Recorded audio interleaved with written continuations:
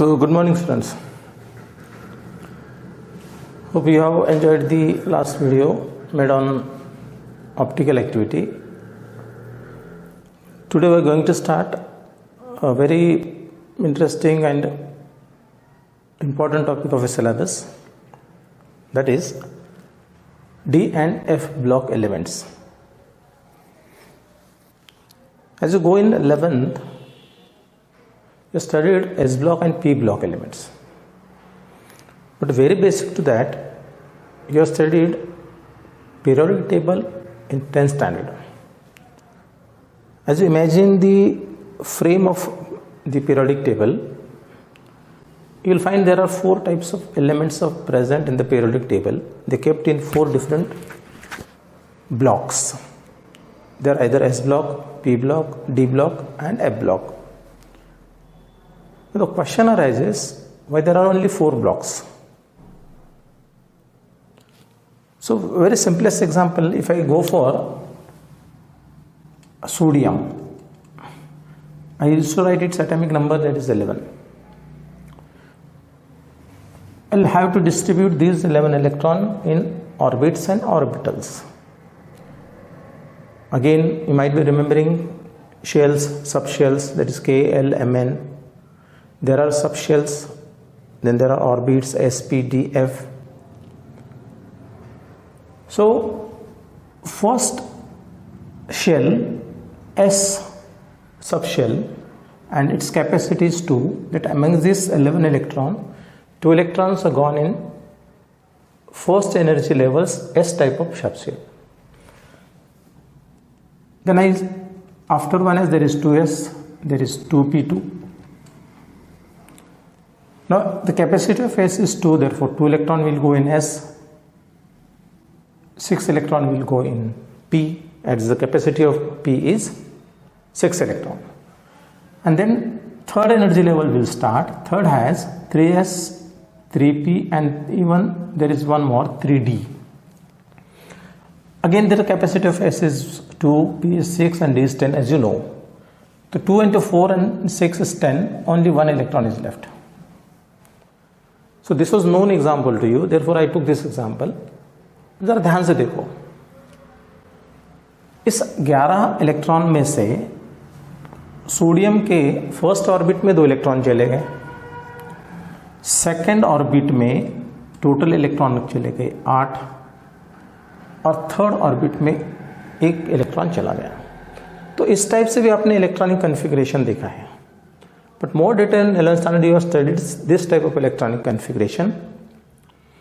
So as the last electron of sodium enters in S type of subshell, it is a S block element. For reminder, S, P, D and F अब तक आपको जो मालूम पड़े और S P D अब 4 ही मालूम पड़े. जी अभी चल रहा है, बट अभी तो कोई एटम नहीं है जिसका इलेक्ट्रॉन जी में. As you know the capacity of s is 2, sorry, p is 6, d is 10 and f is 14. These are the capacities. तो जब हमको मालूम है कि अब तक सिर्फ 4 सबशेल्स हमको पता है, एस पी डी एफ, तो चाहे कोई भी एटम हो उसका एक एटॉमिक नंबर होगा. मतलब एटॉमिक नंबर होगा मतलब उसके पास के प्रोटॉन का नंबर हमको पता चलेगा. Proton carries positive charge and the number of proton that is positive charge is always equal to the number of electrons. मतलब हमको उसके इलेक्ट्रॉन पता चलेंगे, जैसा कि सोडियम के पास टोटल इलेक्ट्रॉन कितने हैं, 11 है. अब उस 11 इलेक्ट्रॉन का जब मैं डिस्ट्रीब्यूशन करूंगा, कैपेसिटी हमको पता है, इसके साथ फिर याद रखना कि the capacity of first shell is 2, L is 8, M is 18, N is 32. School studies में आपने सब पढ़ा है, 11th में पढ़ा है. तो कोई भी एटम का जब मैं इलेक्ट्रॉनिक डिस्ट्रीब्यूशन कर दूंगा तो इलेक्ट्रॉनिक डिस्ट्रीब्यूशन के बाद मुझे पता चलेगा कि उसका लास्ट वाला इलेक्ट्रॉन, उसके पास पे जितने टोटल इलेक्ट्रॉन है उसमें से जो लास्ट वाला इलेक्ट्रॉन है वो या तो S में एंटर होगा, या P में होगा, या D में होगा, या फिर F में होगा। That's all.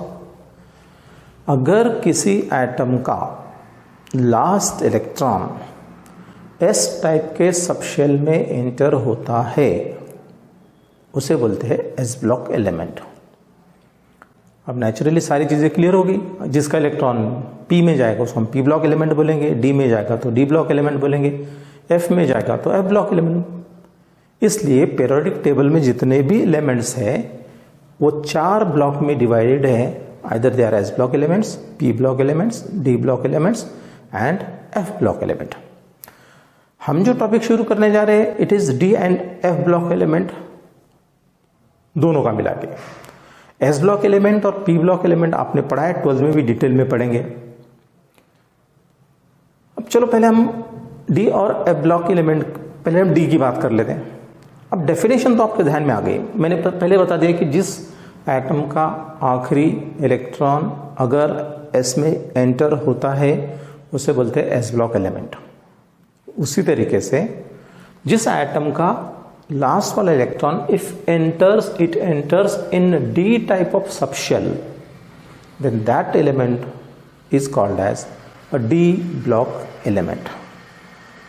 अब थोड़ी सी एक एडिशनल डेफिनेशन पढ़नी है। जब हम स्ट्रक्चर का एटम देखते हैं तो हमको सेंटर में न्यूक्लियस दिखता है और ऐसे ऑर्बिट्स दिखते हैं।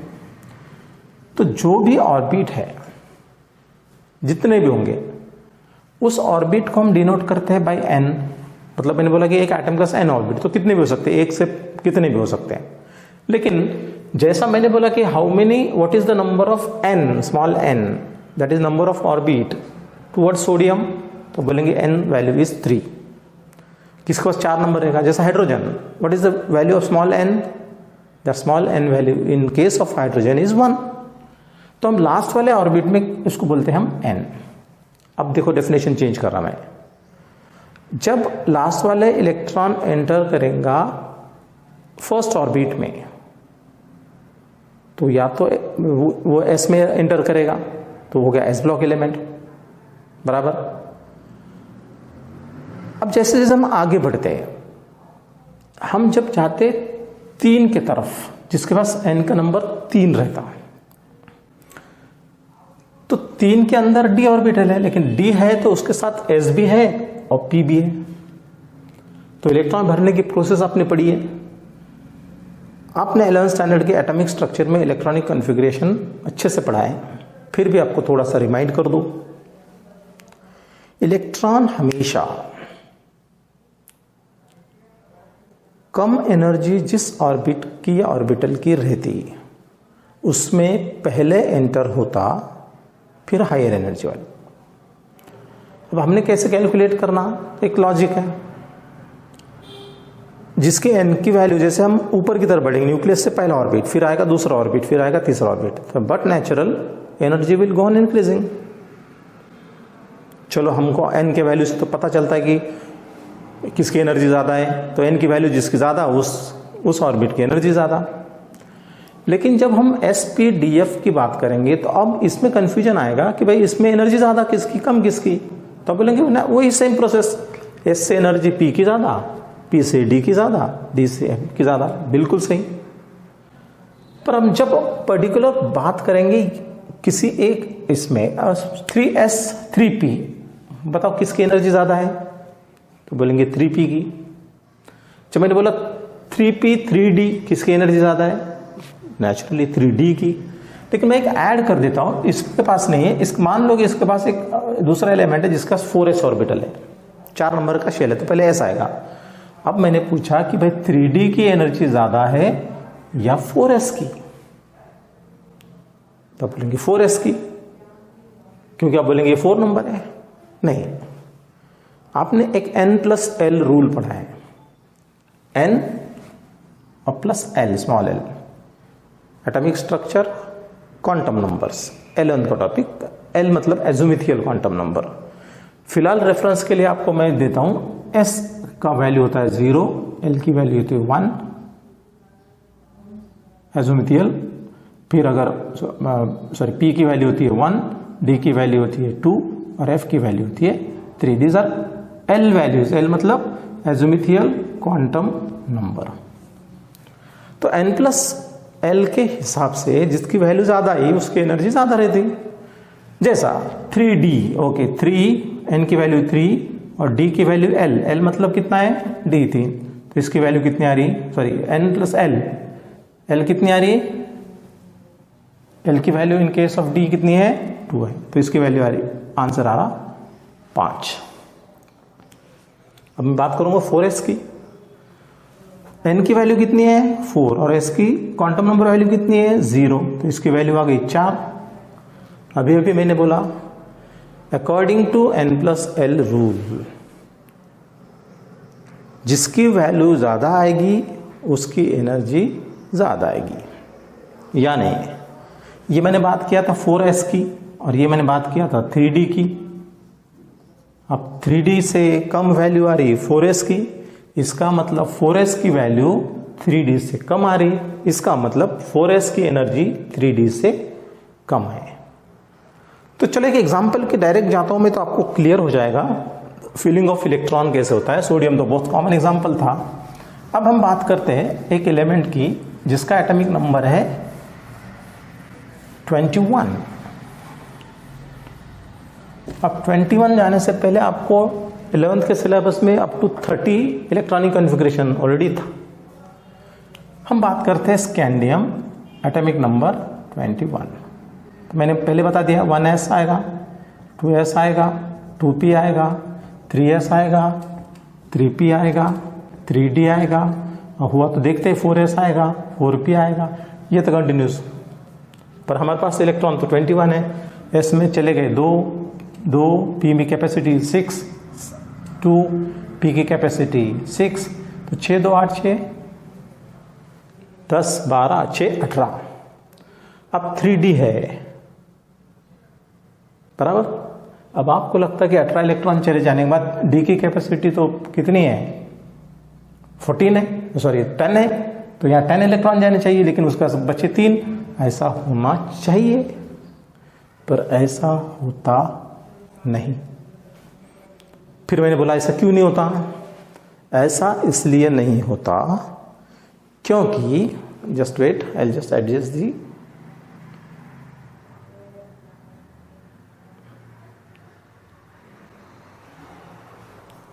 Is it clear? Okay fine. D की कैपेसिटी तो 10 है, लेकिन यहां इलेक्ट्रॉन कितना है 10 में जाएगा नहीं।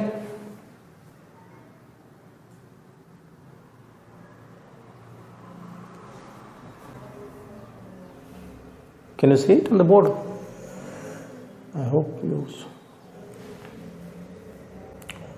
ठीक, अब यहां तो इलेक्ट्रॉन जाएगा नहीं, तो 3d अभी अभी मैंने बताया कि 4s की एनर्जी 3d से कम है, तो एक्चुअली ऐसा होगा नहीं। d में डायरेक्टली 3 इलेक्ट्रॉन जाएंगे नहीं, पहले कौन आएगा 4s according to n plus l rule, फिर आएगा 3d, इसका 4p आएगा, हम जाएंगे आगे बाद में, फिर भी याद रखता हूं, इसका आएगा 4p एंड सो ऑन। अब फिर 4 नंबर के एनर्जी लेवल आया, लेकिन s तो 2, टोटल इलेक्ट्रॉन हो गए 20। अब बचा 1 इलेक्ट्रॉन, अब वो 4p में जाएगा क्या? नहीं जाएगा। 4s के बाद कौन आता है 3d आता है, तो यहां जाएगा 1 इलेक्ट्रॉन। Is that clear? तो मेरे ख्याल से स्कैंडियम जिसका एटॉमिक नंबर है 21, उसका लास्ट इलेक्ट्रॉन कहां एंटर हो रहा 3d में, therefore scandium is a d block element. लेकिन मैंने इतना बताया आपको एक डेफिनेशन बताने के लिए। मैंने बोला था कि जिसका लास्ट इलेक्ट्रॉन जिस सब ऑर्बिटल में एंटर होता है वो उस ब्लॉक में जाता है, और 4 ही ब्लॉक है, S block, P block, D block and F block. तो हम तो ऑर्बिट जो एनर्जी लेवल रहती है ऑर्बिट, उसको हम तो एन बोलते हैं जनरली। इससे पहले मैंने सोडियम लिया था तो उसका इलेक्ट्रॉन बराबर एन में गया था, लेकिन यहां देखेंगे तो एन की वैल्यू तो 4 है, बट इलेक्ट्रॉन, लास्ट वाला electron is entering not in 4th orbit, it is entering in 3rd orbit, that is second last. So that second last, is it n minus 1? In case of this, the value of n is 4, but the electron is entering in 3, that is it n minus 1? Yes. तो ये नई definition. The elements whose last electron enters in n minus 1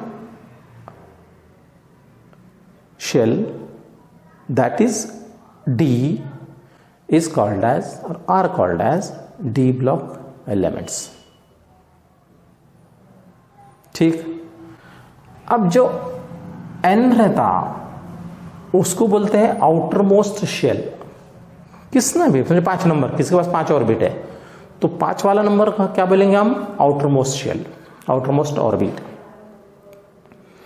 उससे एक पीछे जो आता that is n minus 1, उसको बोलते पेनाल्टीमेट शेल या पेनाल्टीमेट ऑर्बिट. और आगे हमको पढ़ना है अगर किसी का इलेक्ट्रॉन n माइनस 2 में जाता है तो उसको क्या बोलते हैं. तो मैंने कहा जो n रहता है स्मॉल n वो रहता है आउटर मोस्ट ऑर्बिट, उसको लास्ट ऑर्बिट ही बोलते हैं. लेकिन जो n माइनस 1 होता है उसको बोलते हैं पेनाल्टीमेट शेल, और जो n माइनस 2 रहता है उसको बोलते हैं एंटी पेनाल्टीमेट शेल. अब क्योंकि n माइनस 1 को हमने बोला था पेनाल्टीमेट शेल, पेनाल्टीमेट शेल या पेनाल्टीमेट ऑर्बिट, और मुझे डेफिनेशन अब थोड़ा सा चेंज करना है. Here we have find scandium, उसका लास्ट इलेक्ट्रॉन d में जा रहा, लेकिन उसके पहले n माइनस 1 मतलब 4s पे इलेक्ट्रॉन जा रहा, फिर d में जा रहा, तो n माइनस 1 में जा रहा, और n माइनस 1 को बोलते हैं penultimate shell.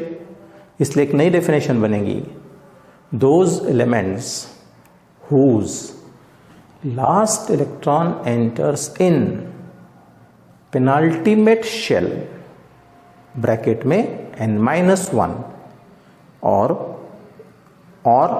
D, such elements are called as D block elements.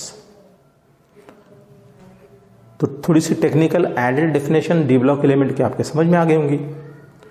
S और पी ब्लॉक के लिए याद रखना, S and P block element के लास्ट इलेक्ट्रॉन बराबर से लास्ट शेल में ही जाते, लेकिन डी का लास्ट इलेक्ट्रॉन, जो एलिमेंट्स डी ब्लॉक में आते उसका जो लास्ट इलेक्ट्रॉन है that enters not in outermost shell, it enters in last वाला, it enters in n minus 1 that is penultimate shell. और एक चीज याद रखो, जिसका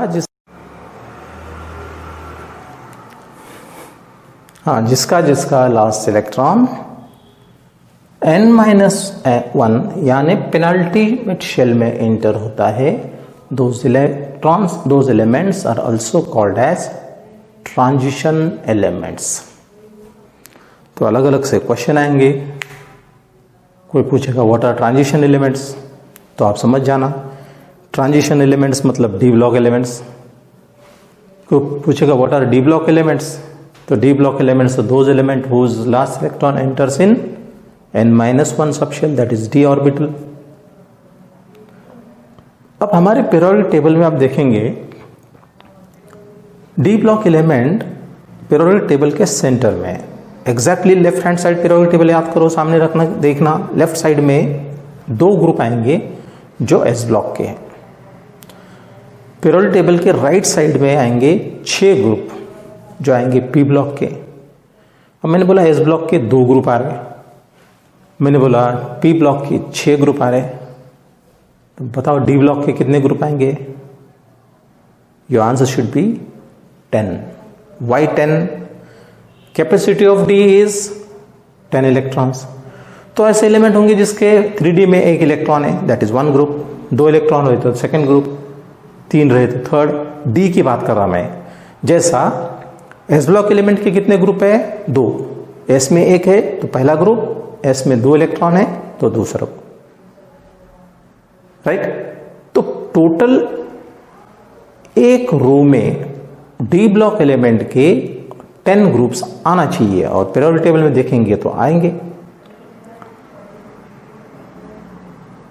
अब वो बीच में क्यों है? तो मैंने अभी भी बोला लेफ्ट हैंड साइड में एस ब्लॉक एलिमेंट है, उनका इलेक्ट्रॉन बराबर से वहीं जाता है जहां आउटमोस्ट शेल होती है।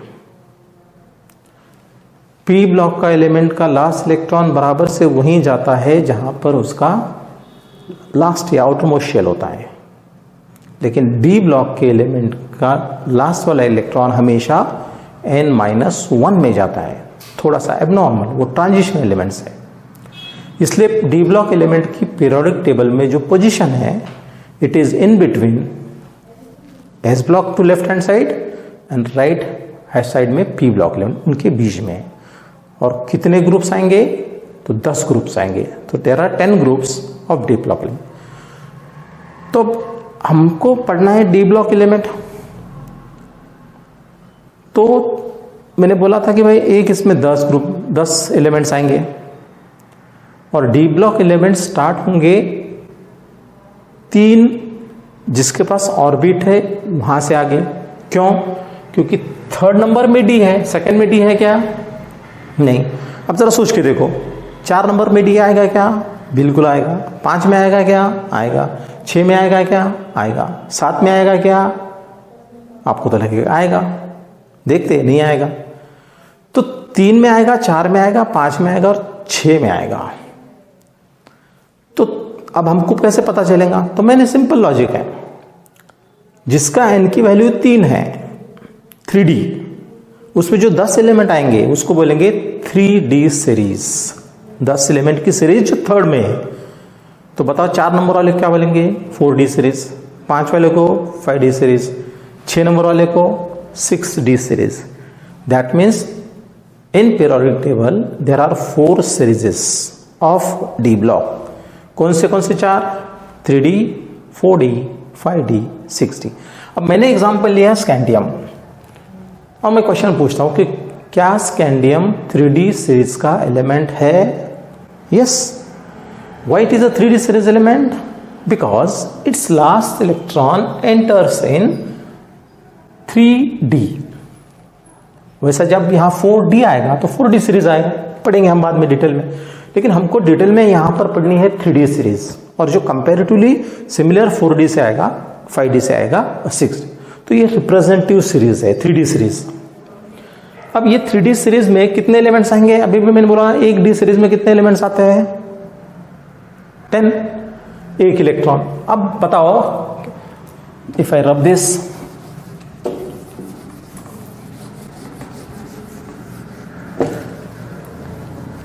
क्या नाम लिखा था मैंने पहला वाला? स्कैंडियम। कितना एटॉमिक नंबर? 21 एटॉमिक नंबर रहा।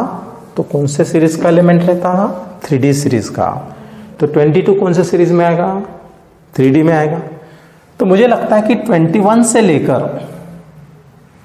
30 तक कैलकुलेट करना मैं 10, मैंने बोला एक डी सीरीज में 10 एलिमेंट्स आते हैं। तो 21 पे अगर फर्स्ट आया तो 30 पे आएगा लास्ट वाला, उसका डी खत्म हो जाएगा, डी तो बढ़ जाएगा। इसलिए पहली सीरीज जिसको हम बोलेंगे 3D सीरीज। और पहला एलिमेंट जिसका एटॉमिक नंबर कितना है? 21। अभी अभी मैंने लिखा था उसका नाम स्कैंडियम। उसके बाद 30 तक जाना है। तो स्कैंडियम के बाद आता है titanium, vanadium, chromium, manganese, iron, cobalt, nickel, copper, zinc. Atomic number 22, 23, 24, 25, 26, 27, 28, 29 and 30। तो क्या स्कैंडियम से लेकर जिंक तक जो 10 एलिमेंट्स है, are they 3D series elements? Yes. अब हमको इनका एक एक करके इलेक्ट्रॉनिक कॉन्फ़िगरेशन समझा है। पहला समझा तो आपको ऑलमोस्ट बाकी सारे समझ में आ गए होंगे, क्योंकि डी में, इस केस में हमने डी में एक इलेक्ट्रॉन बढ़ा दिया था, डी में एक आया था। आप लगेगा 2 आएंगे, 3 आएंगे, 4 आएंगे, 5, 6, 7, 8, 9, 10, और डी की कैपेसिटी 10 होती है, वहां इलेक्ट्रॉनिक कॉन्फ़िगरेशन खत्म हो जाएगा। लेकिन थोड़ा सा ट्विस्ट आएगा यहाँ पे, जो आपको समझना है, और थोड़ा सा ट्विस्ट आएगा यहाँ पे।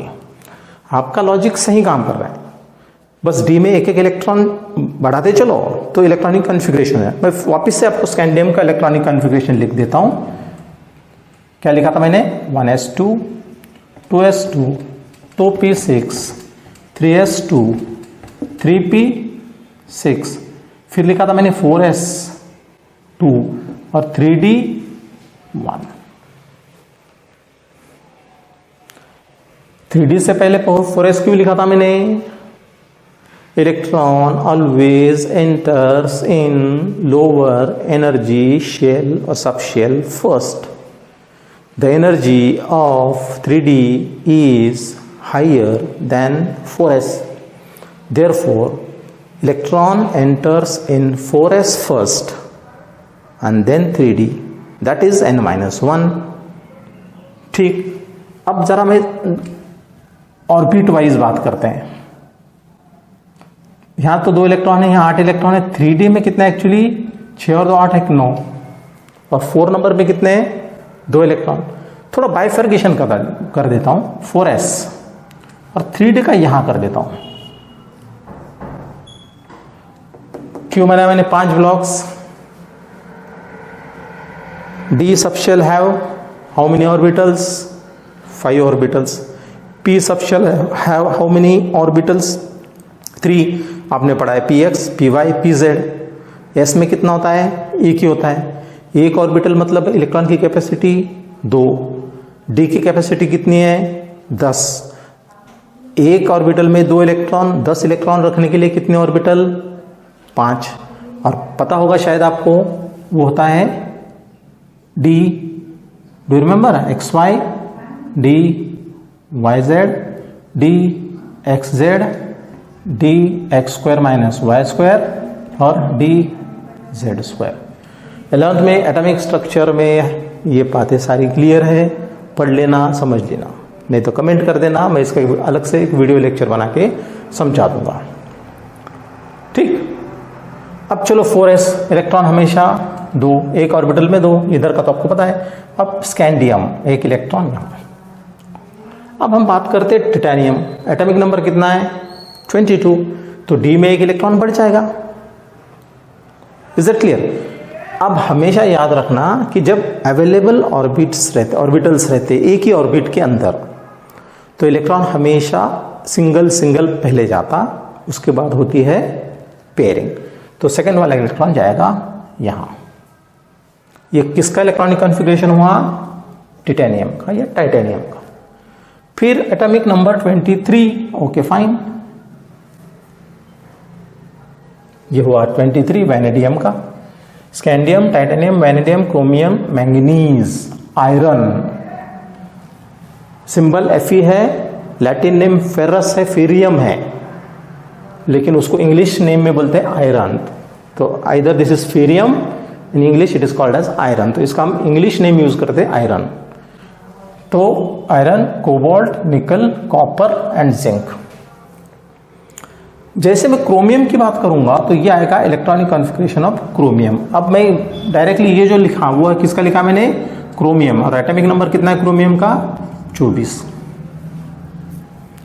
क्रोमियम का इलेक्ट्रॉनिक कॉन्फ़िगरेशन यहां से यहां तक सेम रहेगा। 4s से आगे ऐसा होना चाहिए, जो आपको लग रहा है कि ये करेक्ट भी है, लेकिन यहां तक सब करेक्ट है। जो आपको क्रोमियम का ऐसा लग रहा है वो करेक्ट नहीं है। और ये ट्विस्ट मतलब आपका क्वेश्चन, चाहे नीट हो, IIT हो, JEE हो, कंफ्यूजन आया मतलब क्वेश्चन आया। अब this is what it should be, वो ऐसा होना चाहिए, पर वो ऐसा है नहीं, वो कुछ अलग है। कैसे है? तो वो ऐसे है, एक एक एक एक एक और एक। अब तुम बोलेंगे क्या एक एक? तो इलेक्ट्रॉन तो उतने से इलेक्ट्रॉन बढ़ाएगा। मैंने 4s का इलेक्ट्रॉन कहां बताया? लास्ट वाले में। ऐसा क्यों? तो थोड़ा बेसिक याद रखो। कोई भी ऑर्बिटल स्टेबल जब रहता जब वो पूरा भरा रहता, मतलब उसकी कैपेसिटी के हिसाब से अगर उसका इलेक्ट्रॉन है तो इट इज कंपैरेटिवली स्टेबल। अब दूसरी स्टेट होती है जिसको हम बोलते हैं हाफ फील्ड। देखो तीन चीजें समझ लो, incomplete filled, half filled, full filled. Incomplete filled मतलब ना आधा ना पूरा, हाफ फील्ड मतलब एग्जैक्टली आधा, और फुल फील्ड मतलब पूरा भरा हुआ। स्टेट क्या होती है, जब हाफ फील्ड है तो स्टेबल है, जो फुल फील्ड है तो स्टेबल है, जब पार्शियली फील्ड या इनकम्प्लीटली फील्ड है तो अनस्टेबल है। तीन रूल याद रहेंगे। ऑर्बिटल में अगर कंप्लीटली फील्ड नहीं है, जितने इलेक्ट्रॉन चाहिए उतने उसके पास है नहीं, तो इट इज अनस्टेबल। अब वो एग्जैक्टली आधा भरा हुआ है, इसको हम बोलते हैं हाफ फील्ड, तो इट इज स्टेबल। या फिर if it is completely field, full field, it is stable. अब बताओ सबसे पहले तो ये हाफ फील्ड है क्या, कंप्लीटली फील्ड है क्या, पार्शियली फील्ड है? ये पार्शियली फील्ड है, आधा भी नहीं पूरा भी नहीं। चलो यहां, is it completely filled? No, every orbital should have 2 electrons, but it has just 1 1 1, तो this state is called as half filled. तो ये स्टेबल है क्या? नहीं है। ये स्टेबल है क्या? है। यहां इज इट कंप्लीटली फील्ड और हाफ फील्ड या पार्शियली फील्ड? तो इट इज कंप्लीटली फील्ड, इसकी कैपेसिटी 2 है, उसका 2 इलेक्ट्रॉन है, इट इज स्टेबल। तो ये पार्ट तो स्टेबल है लेकिन अनस्टेबल है। अब अगर ऐसा हुआ, उसी का ऐसा हुआ, यहां से एक इलेक्ट्रॉन यहां चला गया, तो ये कौन सी स्टेट पे आ गया? Half field. ये कौन सी स्टेट पे आ गया? Half field. Half field stable, half field stable, full field stable, partially field unstable. मतलब ये कॉन्फ़िगरेशन लास्ट में देखेंगे तो स्टेबल नहीं है, लेकिन अगर ऐसा हुआ तो स्टेबल है बट नेचुरल। क्रोमियम का ऐसा कॉन्फ़िगरेशन होना चाहिए था, लेकिन as this is becoming partially filled, it becomes unstable.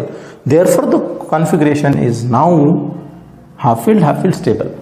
तो ऐसा होना चाहिए था, इसको बोलते हैं एक्सपेक्टेड इलेक्ट्रॉनिक कॉन्फ़िगरेशन। एक्सपेक्टेड, ऐसा होना चाहिए, लेकिन ऐसा है क्या? ऐसा रह सकता क्या? वो क्यों नहीं रह सकता?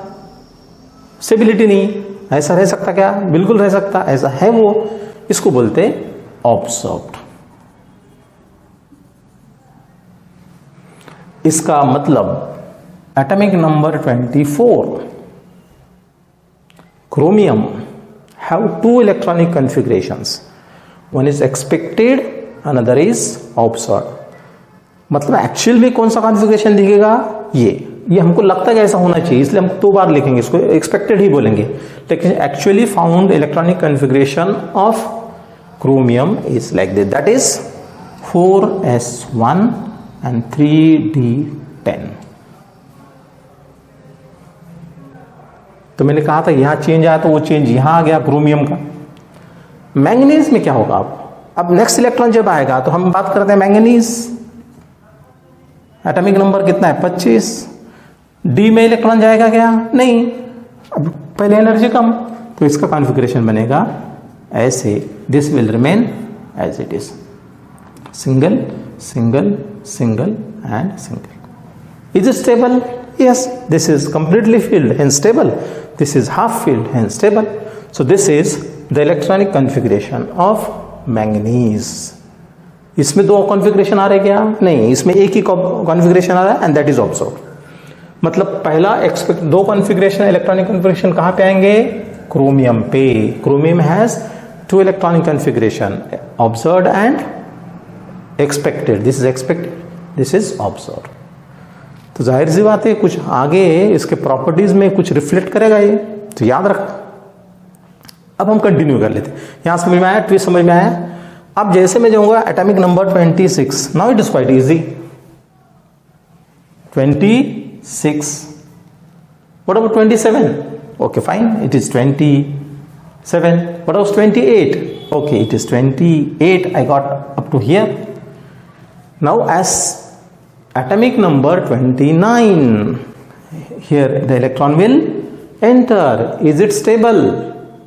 No, this is nearly to fulfilled, unstable. This is okay, but is it possible that in case of zinc, the configuration will become 1 and 1, 2, 3, 4, 5, 1, 2, 1, 2, 1, 2, 1, 2 and 1, 2. अब दोनों में से स्टेबल कौन सा है? ये कैसे है? Half field stable, completely field stable, मतलब इसमें भी दो कॉन्फ़िगरेशन आएंगे, एक्सपेक्टेड एंड ऑब्जर्व्ड. ये स्टेबल है, ये स्टेबल है. किसमें? About in copper. तो कॉपर में भी दो इलेक्ट्रॉनिक कॉन्फ़िगरेशन आएंगे, एक्सपेक्टेड, ऑब्जर्व. मतलब ये हमेशा दिखेगा. What about zinc? जिंक में क्या होगा? यहां पे आएंगे दो इलेक्ट्रॉन और this is all as it is. ठीक. So this is all about electronic configuration, जो कि बहुत इंपॉर्टेंट है. आगे इसमें ये टॉपिक में आपको थोड़ा डिस्टर्ब करेगा क्योंकि इरेगुलरिटीज दिख रही है. बाकी पहले जो एलिमेंट्स है जैसे scandium, titanium, magnesium, no problem, एक ही कॉन्फ़िगरेशन आएगा. उसके बाद आयरन, कोबाल्ट, निकल, एक ही आएगा. जिंक और मैंगनीज कोई प्रॉब्लम नहीं. लेकिन मेन क्रोमियम और यहाँ पे कॉपर, सी से याद रखना, दोनों भी सी से स्टार्ट होते हैं. Chromium have two configurations, one is expected and one is observe. Even copper atomic number 29 have two electronic configuration, expected and observed. तो आज के टॉपिक में हमको सिर्फ हमने क्या कवर किया है कि what are D block elements.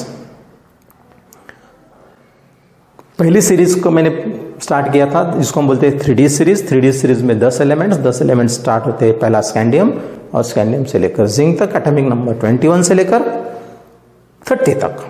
ठीक, एटॉमिक नंबर. आज मैंने इंट्रोड्यूस करा कि व्हाट आर ट्रांजिशन एलिमेंट्स, कब बोलते हैं ट्रांजिशन एलिमेंट, किसको बोलते हैं. फिर एक बात मैंने और इंट्रोड्यूस की, पेनाल्टीमेट शेल, किसको बोलते हैं पेनाल्टीमेट शेल. वीडियो पॉज करके रिवाइंड करके आपने वापस से सुन लेना. फिर हमने पढ़ा इलेक्ट्रॉनिक कॉन्फ़िगरेशन. तो हम कवर अप किया 3D सीरीज का इलेक्ट्रॉनिक कॉन्फ़िगरेशन. कहाँ कहाँ पे एक्सपेक्टेड आएगा, कहाँ कहाँ पे ऑब्जर्व आएगा. इस पर थोड़ा सा क्वेश्चन है मैं आपको भेज दूंगा. इतना पार्ट अच्छे से कर लो, फिर हम कंटिन्यू करेंगे नेक्स्ट लेक्चर में. Right now this is just introduction and electronic configuration of 3D series. अब ये इलेक्ट्रॉनिक कॉन्फ़िगरेशन आपको अगर समझ में आया तो पूरे 40 एलिमेंट जो डी ब्लॉक में आएंगे उसका इलेक्ट्रॉनिक कॉन्फ़िगरेशन समझ में आएगा. 4D सीरीज जब स्टार्ट होंगी, 4D सीरीज इसके बाद वाली, तो यहाँ 3D की जगह क्या आएगा 4D, और यहाँ क्या आएगा 5S, बाकी तो सेम रहेगा. 6D सीरीज में क्या आएगा 6S. 6D सीरीज में 6D, तो यहां 7S. 5D बोला मैंने